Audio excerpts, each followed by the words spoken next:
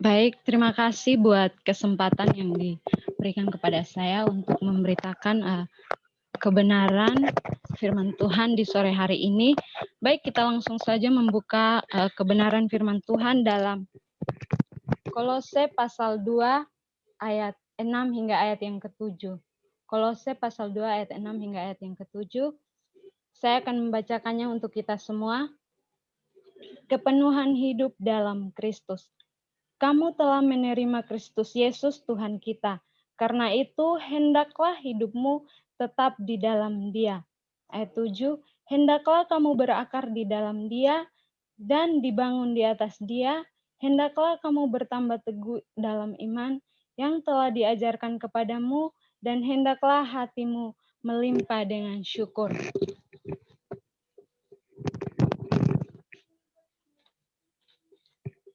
Saudara-saudari yang saya kasihi dalam kasih Yesus Kristus, tema yang saya pilih pada sore hari ini yaitu bertumbuh di dalam Tuhan. Di sini Paulus menasihatkan untuk terus berjaga-jaga di dalam menjalani hidup di dunia ini. Hal yang penting dalam kehidupan kita adalah memiliki komitmen-komitmen yang kuat untuk terus bertumbuh di dalam Tuhan. Nah, bagaimana supaya kita bertumbuh di dalam Tuhan? Hal pertama yang perlu kita lakukan yaitu menerima dan tetap tinggal di dalam Dia. Pertumbuhan rohani dimulai dari menerima Yesus dan menjadikannya sebagai Tuhan dan Juru Selamat kita. Kita lihat dalam Kolose pasal 2 ayat 6, kamu telah menerima Kristus Yesus Tuhan kita, karena itu hendaklah hidupmu tetap di dalam Dia. Hidup tetap di dalam Dia. Kata tetap memiliki pengertian tidak berubah, tidak goyah, tetap konsisten. Paulus mengingatkan kepada jemaat Kolose agar tetap hidup di dalam Tuhan. Di sini Paulus bukan saja mengingatkan jemaat Kolose, tetapi mengingatkan kepada kita semua untuk tetap hidup di dalam Tuhan. Saudara-saudara yang saya kasihi dalam kasih Yesus Kristus, tetap hidup di dalam Tuhan berarti untuk seterusnya tinggal atau berhubungan erat dengan Tuhan. Kalau kita sudah menerima Yesus dalam kehidupan kita, maka teruslah tinggal di dalam Dia. Tinggal di dalam Dia artinya tidak boleh memiliki kepercayaan lain di luar Yesus. Tuhan Yesus menggambarkan tinggal di dalam Dia seperti ranting yang menempel pada pokoknya dan berbuah banyak. Kita bisa lihat dalam Yohanes 15 ayat 5. Yohanes 15 ayat yang kelima.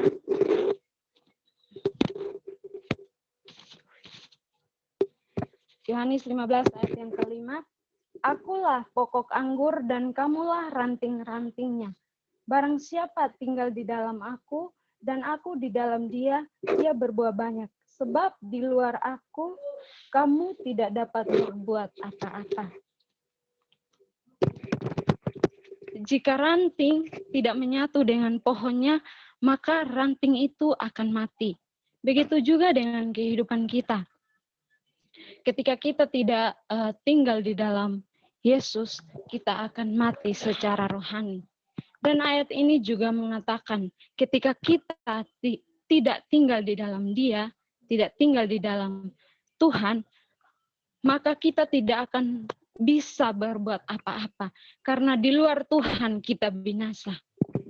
Untuk itu, teruslah melekatkan diri atau tinggal di dalam Tuhan. Karena itu akan membuat diri kita tetap hidup dan kita akan menghasilkan buah yang banyak. Hal yang kedua yang perlu kita lakukan supaya bertumbuh di dalam Tuhan, yaitu berakar, dan dibangun di dalam Dia. Di sini kita perlu memahami dua kata penting, yaitu kata berakar dan kata bangun. Kita lihat dalam pembacaan kita, Kolose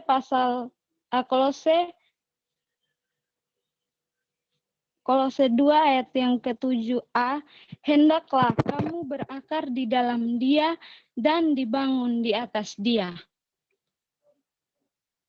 Hendaklah kamu berakar di dalam Dia dan dibangun di atas Dia. Berakar, kata dasarnya akar. Akar adalah bagian tumbuhan yang biasanya tertanam di dalam tanah sebagai penguat dan pengisap air serta zat makanan. Dan pengertian dari kata bangun yaitu bangkit atau berdiri. Saudara-saudara yang saya kasihi dalam kasih Yesus Kristus, akar berbicara tentang kekuatan untuk berdiri. Sebuah pohon tidak dapat berdiri dengan kokoh bila tidak memiliki akar yang kuat.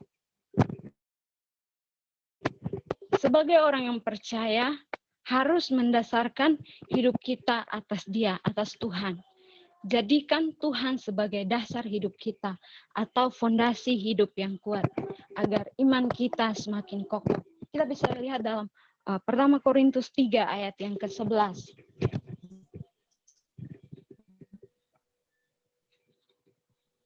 1 Korintus 3 ayat yang ke-11.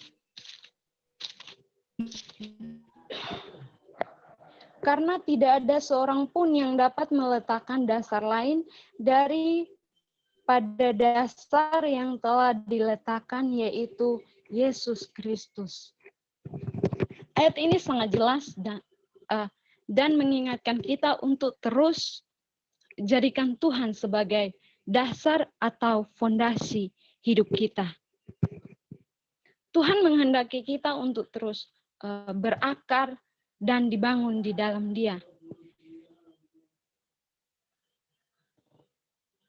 Berakar dan dibangun di dalam Dia membuat hidup kita tetap bertahan di tengah badai dan godaan yang menyerang kita. Kita harus jadikan Tuhan sebagai fondasi atau dasar hidup kita. Ketika kita menghadapi masalah seberat apapun itu, kita jadikan Tuhan sebagai fondasi hidup kita, maka kita tidak akan goyah, tetapi kita akan bertahan dalam masalah tersebut.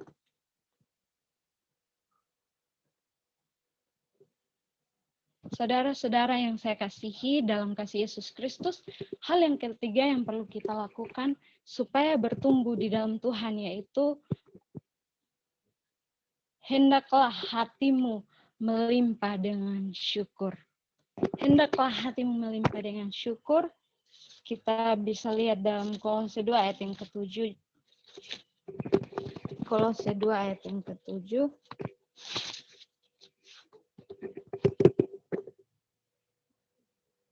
Dan hendaklah hatimu melimpah dengan syukur.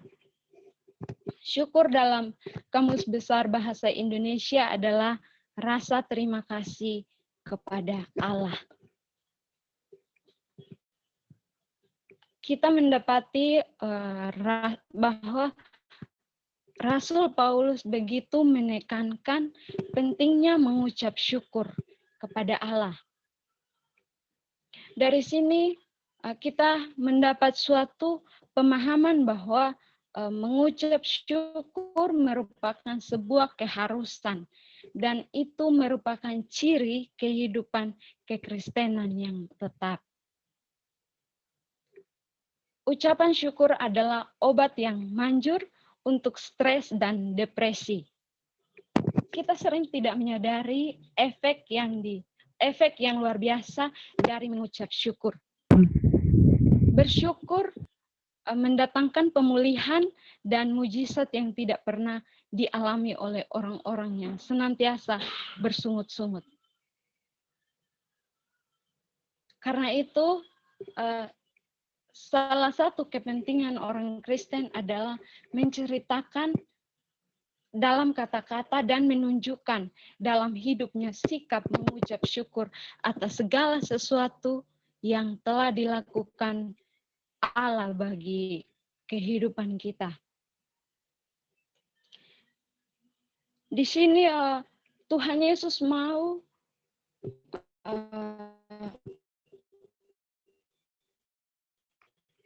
kita selalu bersyukur.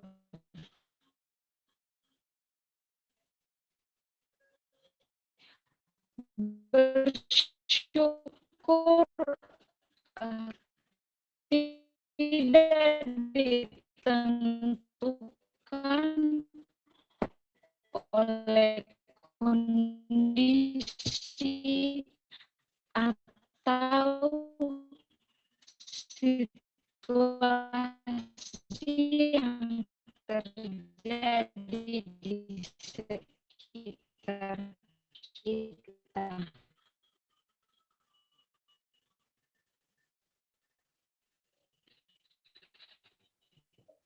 Mbak Briani, surat apa tuh suaranya putus-putus?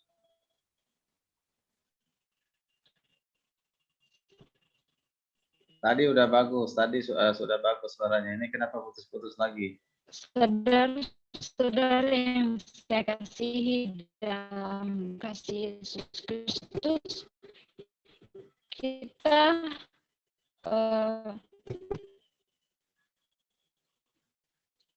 harus mengucap syukur dalam segala hal, baik yang hal yang spesial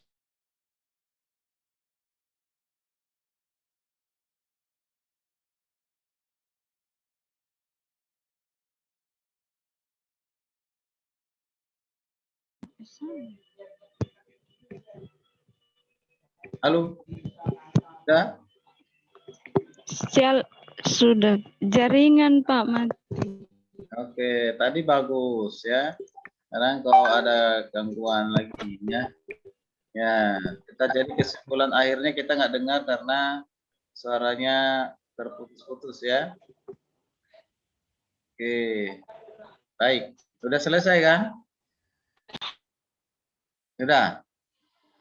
Silakan teman-teman yang lain. Sudah Pak, sudah Pak. Berikan masukan, saran, atau mungkin ada yang lain. Silakan.